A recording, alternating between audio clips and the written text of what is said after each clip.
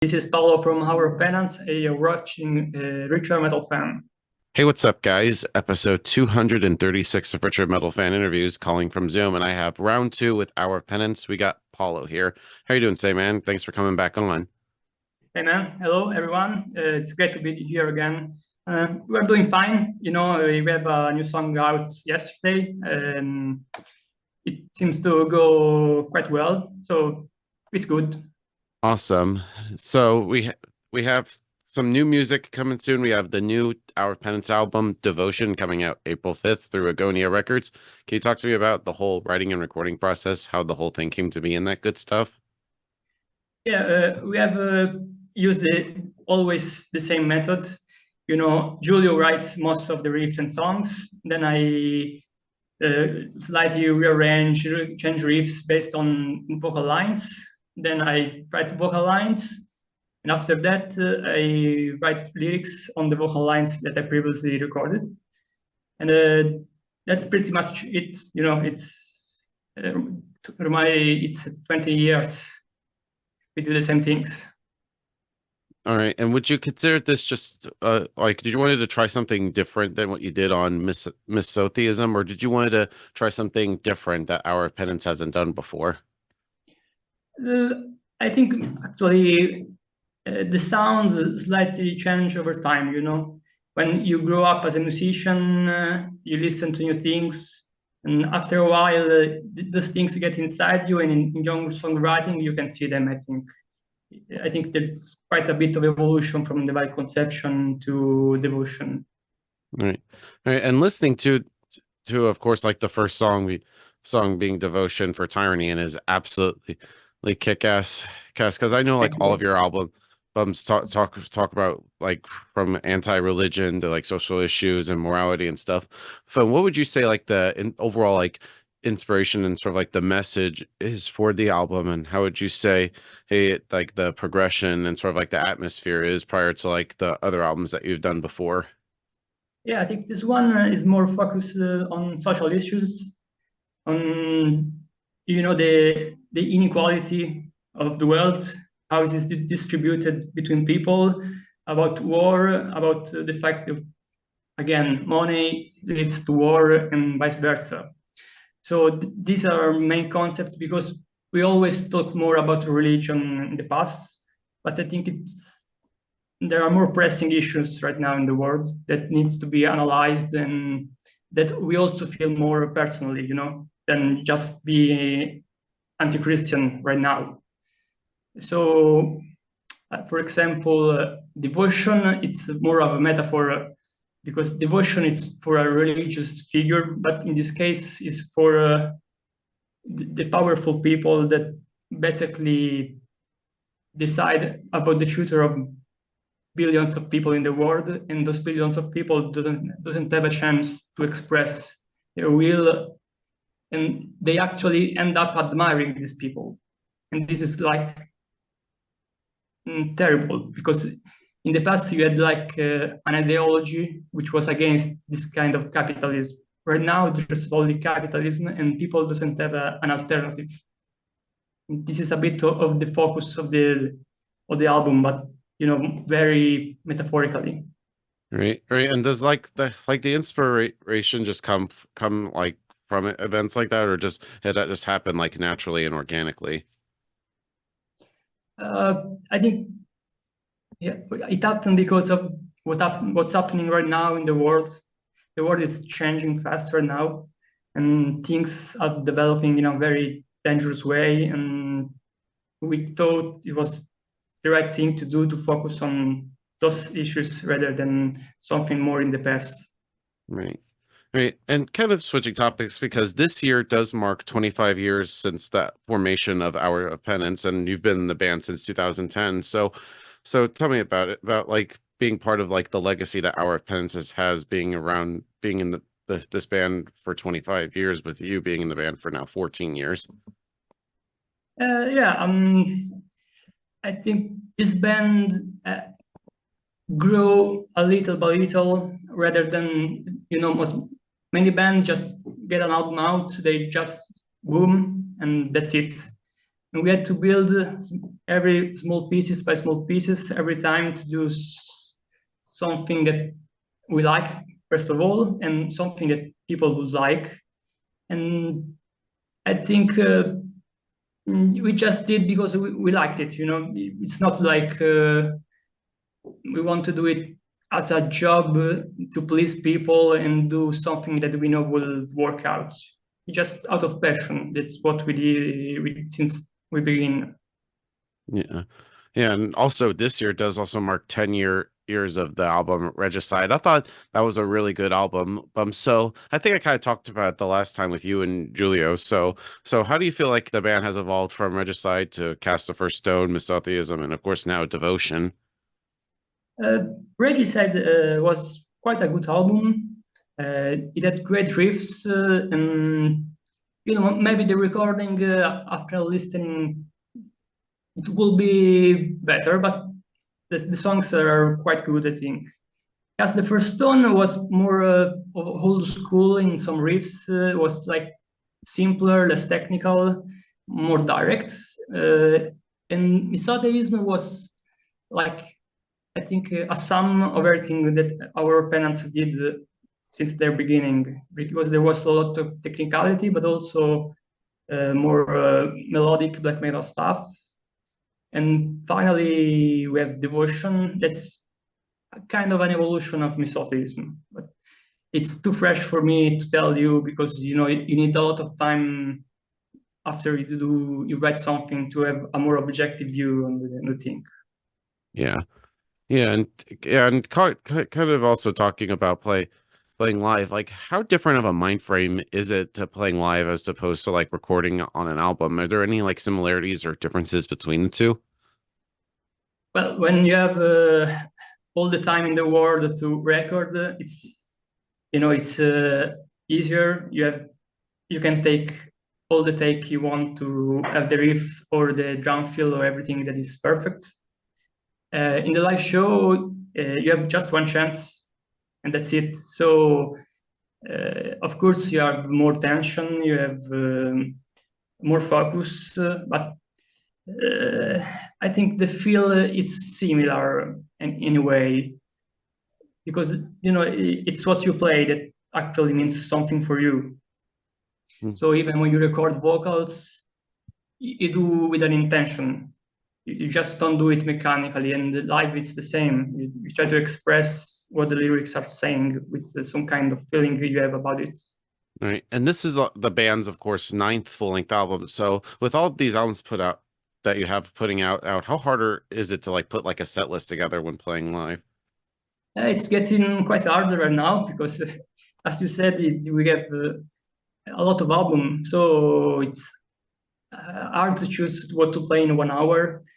Luckily, the songs are quite short, so you can get quite a bit in the set list, but you have to take out something you like to make some room for songs that you know that people want to listen at the show. Yeah, especially if you like play like festivals or stuff where you have like a shorter set time, you got to figure out like what songs that fans would want because there's always got to be the diehard fans that want like the deep cuts off of like the first album Disturbance and stuff. Yeah, no, we don't play anything from the first two albums from Disturbance or Pageantry for Martyrs because they're quite a bit too different from the style that we acquired over time. But people mostly know us for Divine Conception and Sedition, and that's probably the kind of songs we need to play to make people happy about it. Right. Right. You cannot leave that out. Right. And talk about like festivals. Like if you had to pick like your own dream festival of like any bands you within sort of like your genre, who would you like to bring out and why? Uh, if we take in account everything into metal scene, I would like to see Judas Priest, Emperor. Uh, it's not possible, but that will be one of my favorite band if it's possible to see them live. Uh, then the classics, Slayer. Megadeth, these big bands that shaped genres. Right. And personally, do you like to prefer to like play festivals, or you just like to do just like the regular normal tours? The festival are always great because uh, they are very well organized. You have all the time to do things in the right way. So even if there's more people and you've got a bit more pressure, it's always more fun that maybe the small show where there will be issues with sound or something that's out of place. Yet you have fun anyway, but it will get more difficult. Yeah. Yeah, and then also looking at like the past like Hour of Penance albums, but what in your opinion, like what is like your favorite in terms of like the songwriting and the progression and heaviness? So far, I think Misoteism is my favorite one because it does everything. It does it's still straightforward, but it's not technical, but enough technical to be interesting as a musician. Uh, I can tell you about the version because it's too fresh. So maybe it could be my next favorite, but so far, Misoteism, I think, is, in my opinion, the best effort we put out. Yeah. And as somebody who's been like a fan of death metal for like many years now what do you feel about like sort of like the newer kind of like death metal bands such as like Sanguisuga Bog, Frozen Soul, 200 Stab Wounds, or even like of course your fellow Italians and Karis. So how do you feel like the death metal scene has evolved from a long time ago to now?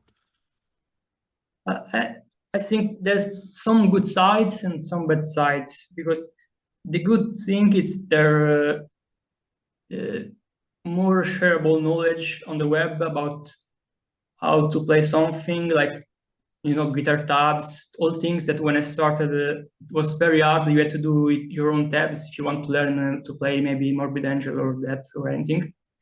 So you have more chance as a musician to grow up. You have a lot to listen and maybe even too much because you can just listen to anything on the web in 1 second. While when you had CDs, you buy the CD and listen, or you don't have no idea what a band is doing. The bad things is that that metal is becoming a bit of a product. So a lot of bands and people decide to play what they know is going on in the scene. So right now there's a lot of old school bands that use the same sound, the same style in the 90s, like Obituary and Autopsy and this kind of stuff. But uh, I think there's a bad side to this because it's like mm, lacks a bit of spontaneity. Right. Like you do it because it goes well now. People will listen to it. People will like it. You are basically giving them a product that they will like. It's like, yeah, it's not a yogurt. It's music. Yeah. That's my point. Yeah, and I feel like also like especially like coming from Italy, I feel like the scene has like grown in like the last 15, 20 years with bands like you guys, Flesh God Apocalypse, Lacuna Coil, Rhapsody of Fire, and probably a plethora of other bands. So what makes Hour of Penance like so special to play a style of death metal, but also using elements of brutal and technical signatures so differently? Uh, I think because at the time it was also hard to find people who could play that kind of music, especially a drummer. There wasn't a single drummer beside Mauro at the time in Italy that could play that kind of fast drumming. And of course, starting a band without a drummer is like not easy. Now you can use like MIDI or program drums, but at the time you couldn't, and that was a big limit. In this 15 years, many people started playing drums, started following videos to learn fast techniques, and now there are a lot of good drummers in Italy, and that helped the scene to grow up also on a technical level. Yeah. And speaking of drummers, this is also the new album Devotion is the first album with, of course, your new drummer Giacomo Torti. So how did you end up finding him, and did he maybe bring in something new rhythmically to Hour of Penance that you all didn't have before? Yeah, we knew him already because he was playing with Bloodshoots, which was another good death metal band in Italy. So we just contacted him. We said, okay, prepare a couple of songs. We're going to do some rehearsal if you want. And he did a great job.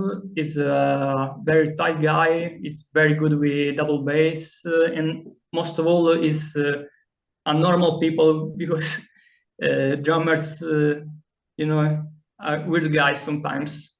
So that's a very good thing about him, that you can relate with him in a normal way. And about the style, I think he has a very good touch. It's very heavy on the drums, and this gives a kind of old school feel that I feel in the past maybe we lacked on some drummers, but we are very happy with him right now. Right.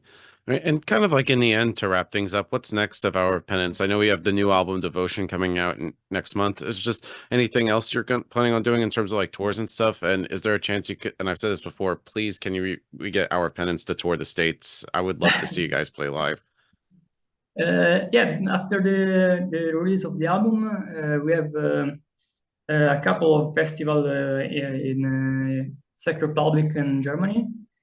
Then in